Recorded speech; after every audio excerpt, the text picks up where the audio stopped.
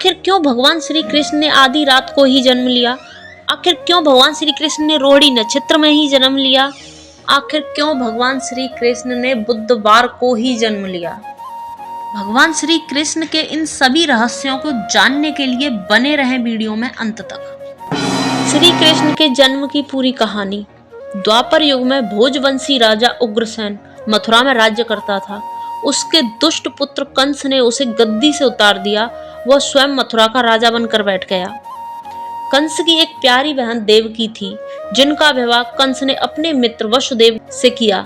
जब कंस पहली बार अपनी बहन व अपने बहनोई वसुदेव को अपने साथ उनके यहाँ ले जा रहा था, तभी वहां एक आकाशवाणी हुई कि हे कंस, जिस बहन को तू उसके ससुराल छोड़ने जा रहा है, उसी के गर्भ से पैदा होने वाली 8वीं संतान तेरी मौत का कारण बनेगी। उस आकाशवाणी को सुनकर कंस क्रोधित हो उठा और वसुदेव को वहीं पर मारने को आगे बढ़ा। तभी देवकी ने पति के प्राणों की रक्षा के लिए कहा कि भैया उन्हें छोड़ दो, हमारी जो भी संतान होगी उसे हम आपको सौंप देंगे। कंस ने बहन की बात मानकर अपने बहन व बहनोई को कारागार में डाल दिया। भगवान श्री कृष्ण का जन्म कारागार में देवकी ने एक एक करके 7 बच्चों को जन्म दिया, लेकिन कंस ने उन 7 बच्चों को एक एक करके उसी कारागार की दीवार पे फेंक फेंक कर मार डाला।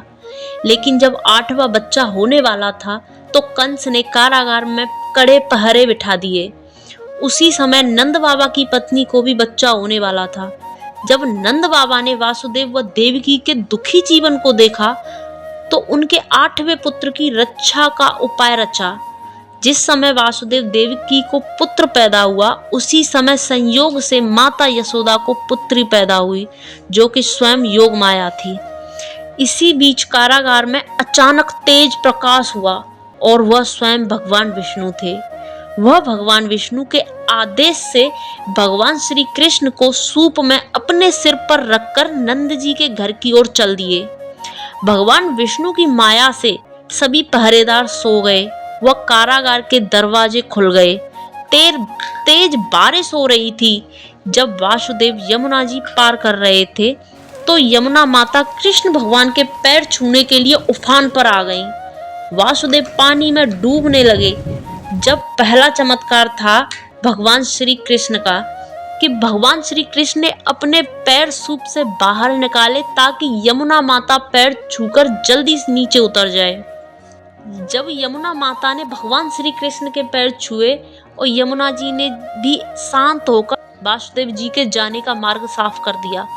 वासुदेव जी कृष्ण को लेकर नंद जी के यहाँ सकुशल पहुंच गए और वहां से उनकी नवजात कन्या को लेकर आ गए। जब कंस को देवकी के 8वीं संतान की सूचना मिली तो वह तत्काल कारागार में आया और उस कन्या को छीनकर पृथ्वी पर पटकना चाहा, लेकिन वह कन्या उसके हाथों से निकलकर आसमान में चली गई।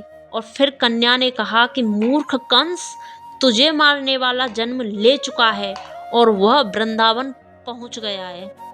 अब तुझे जल्द ही तेरे पापों का दंड मिलेगा। वह कन्या आज मां विंध्यवासिनी के नाम से जानी जाती है। वह भगवान श्री कृष्ण की बहन है।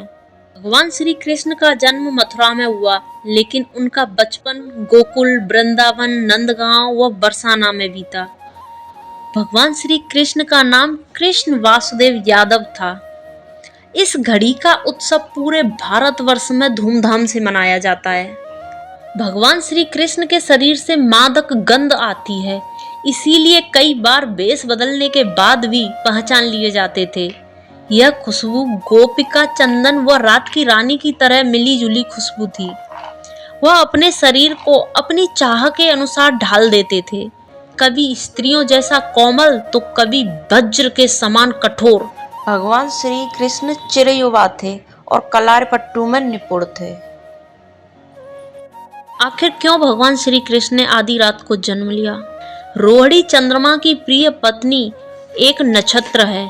इसी कारण कृष्ण भगवान ने रोहिणी नक्षत्र में जन्म लिया और अष्टमी तिथि शक्ति का प्रतीक है। कृष्ण शक्ति संपन्न स्वयं भू व पर ब्रह्म है, इसीलिए अष्टमी को अवतरित हुए।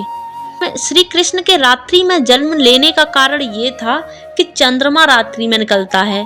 श्री कृष्ण ने अपने पूर्वजों की उपस्थिति में जन्म लिया था।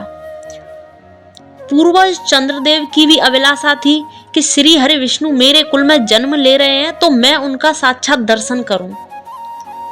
चंद्रवंश में जन्म लेने के लिए बुधवार का दिन चुना, इसीलिए चंद्रदेव उनके पूर्वज हैं और बुध चंद्रमा के पुत्र हैं। ऐसे ही रहस्यों के बारे में जानने के लिए हमारे चैनल को सब्सक्राइब करें। Thank you. जय श्री कृष्णा।